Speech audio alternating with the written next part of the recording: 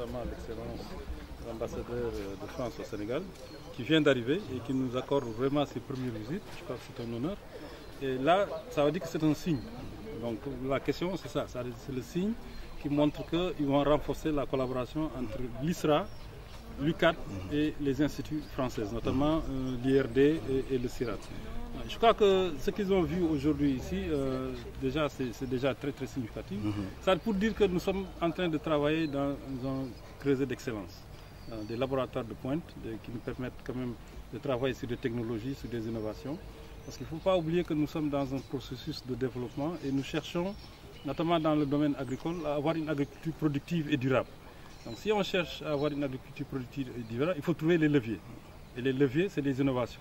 Et les innovations, c'est quoi? C'est juste mettre la science à la disposition du social pour qu'on puisse trouver des solutions aux problèmes qui se posent. Et ici, sur ce campus, c'est ça que nous sommes en train de faire. C'est-à-dire vraiment mettre les laboratoires vraiment à profit en termes de mycorhisation, par exemple. Parce que le sol, c'est très important. On ne peut pas faire, pratiquement, en tout cas pour la grande majorité des populations, on ne peut pas faire de l'agriculture sans sol. Mais un sol aussi, ça s'épuise. Vous ne pouvez pas chaque année venir cultiver le même sol et espérer avoir toujours le même rendement. Ce n'est pas possible. Il y a ce qu'on appelle l'exportation, c'est-à-dire tout ce qui est minéraux s'envoie avec la plante. Vous ne pouvez pas produire de la patate et penser que le sol va rester la même chose.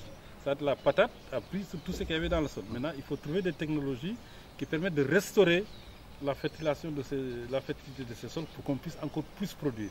Donc le laboratoire de microbiologie que vous avez vu ici permet de faire ce travail. Au lieu d'utiliser d'engrais minéral, on utilise des bactéries, ce qu'on appelle des bactéries pour fixer l'azote et qui permettent tout de suite de capter l'azote de l'air et de l'inclure dans la plante, au lieu de mettre du NPK ou bien des choses comme ça. Donc c'est comme ça que les azobactères fonctionnent.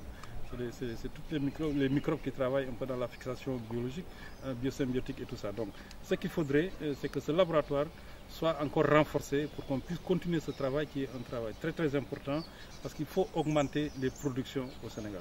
C'est bien de faire du bio, mais le bio, on cherche la qualité de la production. Mais ce que nous cherchons aussi, c'est l'autosuffisance dans tout ce que nous faisons en train de faire, notamment de riz. Donc il faut produire beaucoup de riz. Il faut aller à 7 tonnes, à 10 tonnes à l'hectare. Vous pouvez faire du bio, aller à 5 tonnes à l'hectare, mais ce n'est pas ça qui va nourrir toute la population.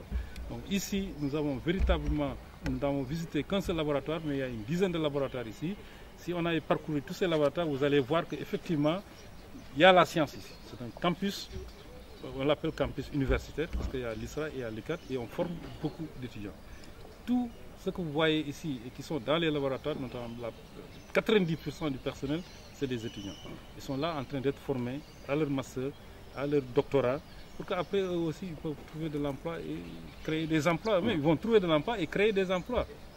Donc c'est important que ce laboratoire donc, continue à jouer ce rôle de formation pour que le Sénégal puisse en bénéficier. Pas uniquement le Sénégal, parce qu'il y a quand même beaucoup d'étrangers qui sont ici. C'est un laboratoire, c'est un campus international. Il y a des Maliens, il y a des Centrafricains. Si vous allez aller au laboratoire ici, vous allez trouver là-bas des Camerounais.